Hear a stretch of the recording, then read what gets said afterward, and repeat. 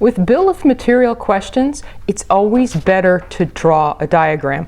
The first question in these old questions is an excellent example of that. Considering the following product structure. Okay, so it's a verbal description. Each A consists of 2 B's and 1 C. Each B consists of 3 D's and 2 E's. Each C consists of 4 D's and 2 E's. How many D's are necessary to produce 400 A's? All right, so this is really a question in logic.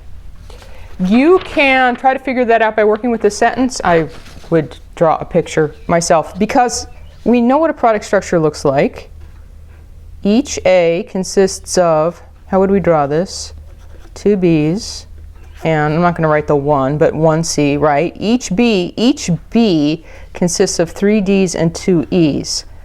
So in a proper bill of materials, the branches would show what you need to make each of the parents, so it would look like that, and other information. Each C consists of 4 D's and 2 E's. Okay, 4 D's and 2 E's. Now the question is, how many D's? Oh, that's what we should do next. Let's spot the target. How many D's to produce 400 A's?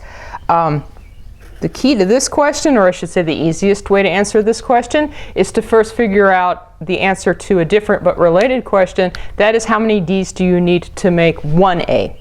All right. Well, I have 3 D's over here and I have 4 D's over here, so to speak, in this product structure diagram.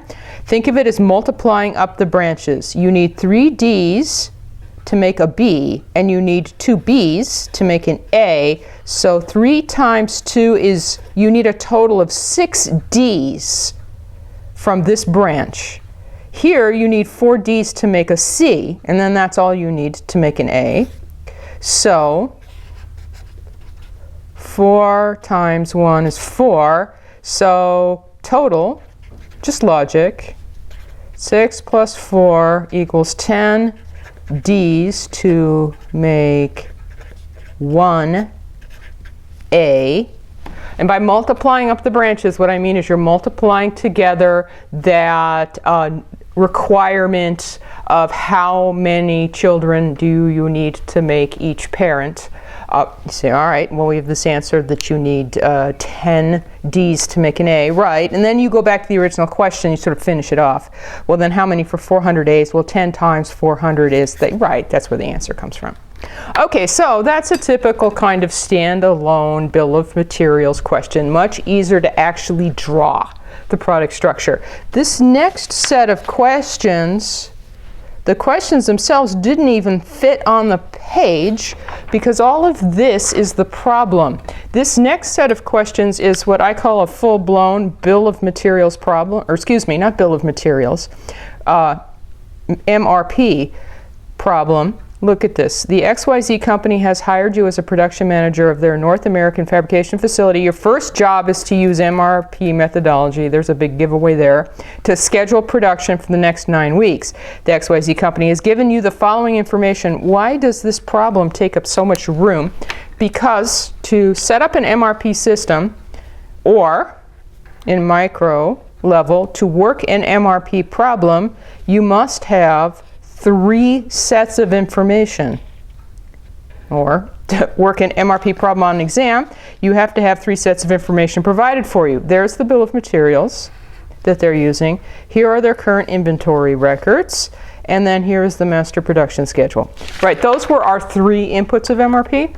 And you say, all right, well, then now we're going to have to like fill out some records and stuff like that. Yeah, we probably are, and we could check to see if there's any just kind of interpretational questions that we might get away with first. Using your MRP schedule for the next 9 weeks, how much of Part C will be in inventory? No. Here we're going to have to do the whole thing and then answer questions because it's asking for us to create the MRP schedule. Oh, all right, so we have to set up this information system basically. And you will notice that there are blank record frames provided in the note pack. Right, and if you ever had to do anything like this on an exam, there would be blank frames provided so you don't have to draw them. But you still have plenty of work to do because step 1 is setup, meaning I have to take all of this information and I have to find a home for it on this page. Okay, well, the bill of materials, these are essentially the records in the system. So I'd better label them A, B, C, and D. All right, that's entered, so to speak. I'm not done till I've entered everything I was told. Okay, now the current inventory records, here's a bunch of information. They all have homes on the records. Lead time, let's see, for A, 1 week, for B, 3 weeks, for C, 2 weeks, and for D, 1 week. Okay, what else do I know? That's done. Lot size, lot for A, right? 100 for B, lot for C, and 50 for D. And then current on hand inventory, oh right, that is this strange little box to the left of everything else on the ending inventory line, available balance at the end of the period. So 125 is what it says for A. We have 875 of these B's sitting around right now, apparently.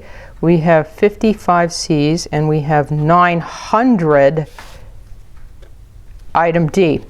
Oh, okay, now this is all done. And you know, speaking of that, there's actually, with these records, a little bit of extra work. We really should label the weeks, because that's what these columns are, right? Each column in the record is one of the planning periods. It is asking us to plan for the next 9 weeks, so it's not a coincidence that there's 9 columns in these particular record frames, but they didn't come with labeling, so it might be important later who is who. I'm just going to do that. Now, step 1 was enter what we know, and we're done when we have entered everything that we know. Have we done that? Entered that. No. One last bit of information to enter. Let's see, anything mentioned on the master production schedule, well, only part A is mentioned, fine.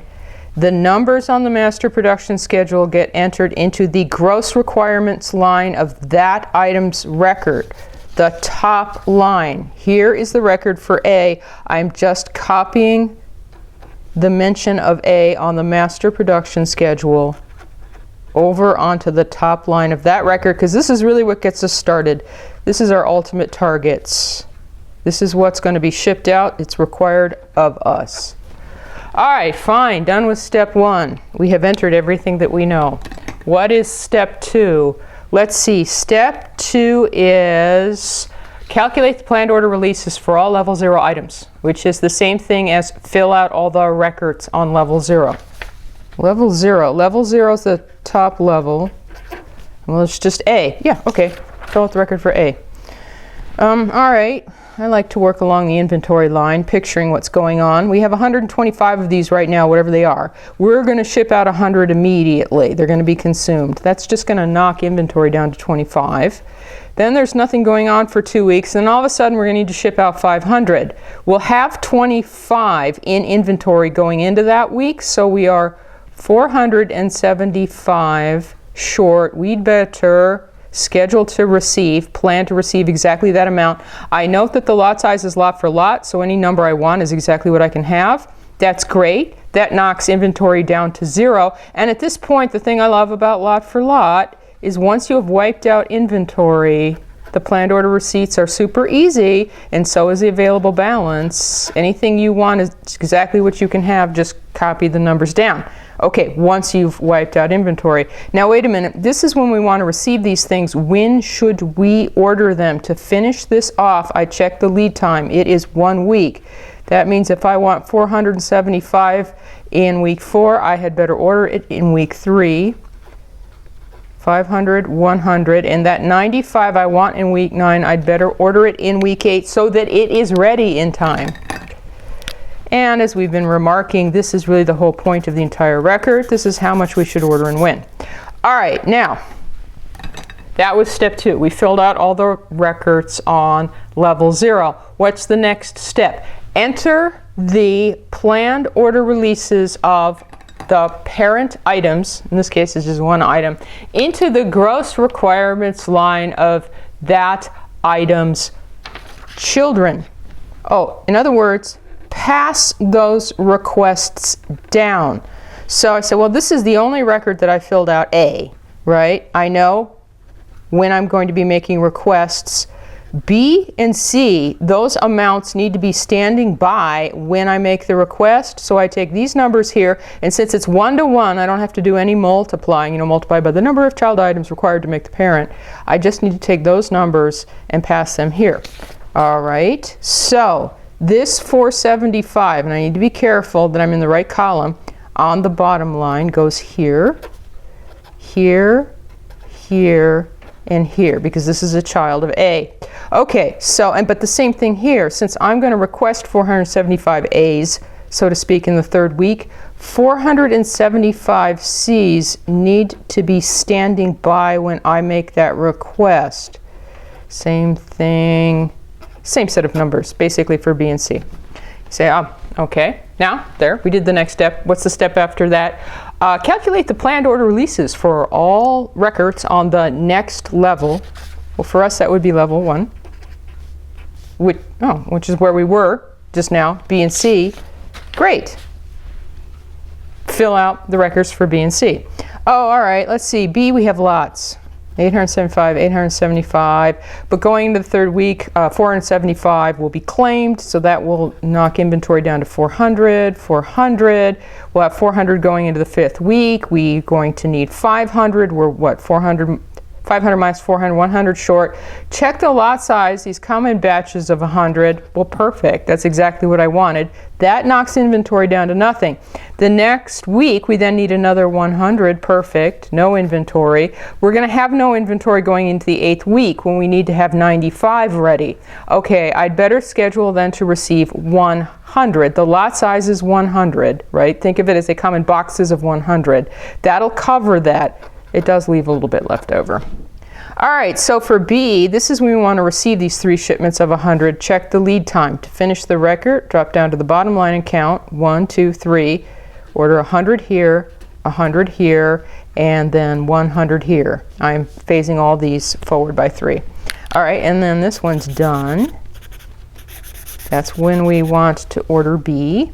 For C, we only have 55 in stock. So going into the 3rd week, we are what? 420 short. I check the lot size. Anything I want's what I can have. So I'm going to schedule to receive, plan to receive 420. Then that clears out inventory and lot for lot. Remember what I like about it? After you've cleared out inventory, just schedule exactly what was required, and you're never going to accumulate any inventory. All right, this is when they need to be received. Lead time is 2 weeks. Ooh, that 420 needs to be ordered immediately in the 1st week. Then 500, then 100. I'm just phasing everything forward by 2 weeks. That's when we place the orders. Done. Okay, it's done. Now what do I do? Well, now I repeat. For everybody on this level where I just completed the records, that's this one and this one, I then want to pass the bottom line of the parent down to the top line of the child's record, multiply by the number of children required to assemble one parent, if that's applicable. Well, actually, it's not applicable at all in the case of B. B doesn't have any children. That's great. I'm done here. I'm not quite done here because C is the parent of D. And that means that the bottom line of C now gets passed down to the top line of D's record. This is how many D's, so to speak, need to be ready to go and when. Once I have done that, I can fill out all the records on the next level, which is just level 2, which is just D. I'm almost done here.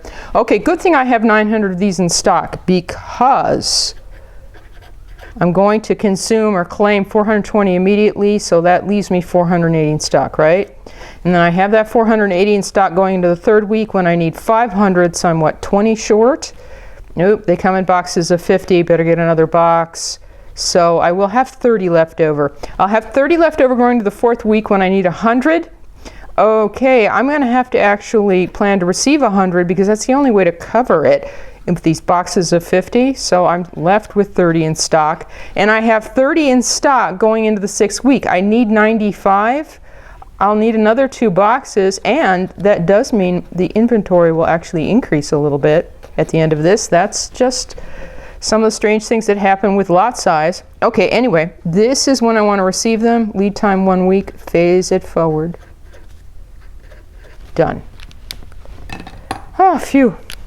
Okay, now what I keep highlighting in yellow is the actual action plan, but what are these questions that we need to answer on the exam? They're just spot checking your work. Using your MRP schedule, all that work we did, how much of Part C, okay, first off, which record, that one, will be in inventory, okay, available balance at the end of week 3. We're looking for a number, Part C, in inventory, week 3. That number is the number we retrieved, nothing, 0. Okay, using your MRP schedule for the next 9 weeks, Part B, which record, in inventory, which line, end of week 9, which column. Part B, in inventory, end of week 9, that's 5. Which of the following best describes some of the events taking place in week 4 at your facility? Okay, well this is actually a very similar question, except it's kind of more in the style of triple true false. One thing that might help, maybe, since it's about week 4, as long as we don't mark up our work too much, I'm gonna kind of try to use a highlighter pen to punch out week 4, so I can look back and forth specifically to week 4. Okay, an order for 475 A's will be completed, planned order releases. Is that number there in week 4? A's, 475 planned order releases, that is true. It is there. An order for 100 D's will be completed, planned order releases. Okay, that's the record, that's the number, that's the line. D, week 4, planned order releases 100, that is true. Okay, an order for 100 C's, that's the record and the number, will be placed, planned order releases. Careful, that's the line. Record, this is the week, planned order releases is the bottom one, that's the number. Yeah, so all of those test true. So that would have made that one partial credit. Okay, and that is actually the 3 questions that are based on all of this work. Now, the last 2 questions here for the MRP, old exam questions, they go back to bill of material questions. I think both of them. Yes. Let's see, let's look at this one. Bartran Company assembles ink cartridges. Okay. Each finished ink cartridge has 3 child items, a plastic case, a label, and several ounces of ink. Lead time information, blah, blah, blah, blah, blah. You know what? I would draw this. Ink cartridge, or finished cartridge. Maybe that would have been a better label, but I just want to draw the finished good. Has 3 child items. What does that look like? Well, there would be 3 branches, right?